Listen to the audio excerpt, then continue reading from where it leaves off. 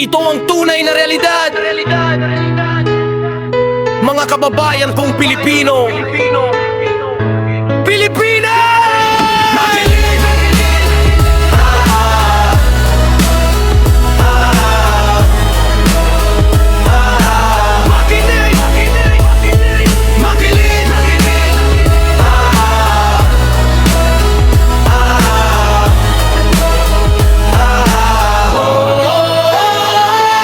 Switzerland ay walang karagatan ng Singapore, ay walang palaya ng Saudi Arabia, ay walang kagubatan ng Japan, ay walang mineralang Ladaren, ay walang mga bundok. Ang Pilipinas ay mayroon ng lahat ng ito, ngunit nananatiling mahirap. Bakit? Dahil ang problema ay hindi kailanman ang kalikasan. Ang problema ay korupsyon. Ang ibang mga bansa ay nagtatat ng mga sistema na nagpoprotekta sa kanilang mga likas na yaman at nag-i-invest sa kanilang mga mamayan. Ang Pilipinas naman ay nagtayo ng mga politiko, Weinstein at mga ghost projects.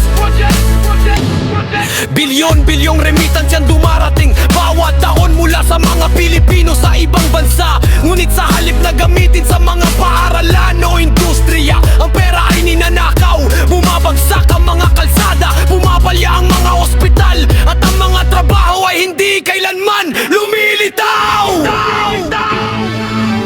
Malinaw ang pagtataksil, ang bansang ito ay mayaman, ngunit ang kayamanan nito ay inaagaw ng mga opisyal na tinatrato ang politika na parang negosyo. Iyan ang dahilan kung bakit milyon-milyong Pilipino ang umaalis ng bansa.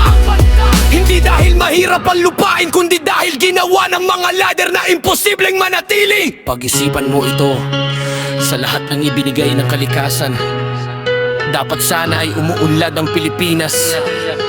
Ang problema ay hindi kakulangan sa likas na yaman, kundi kakulangan sa mabuting pamumuno. I-save mo ito!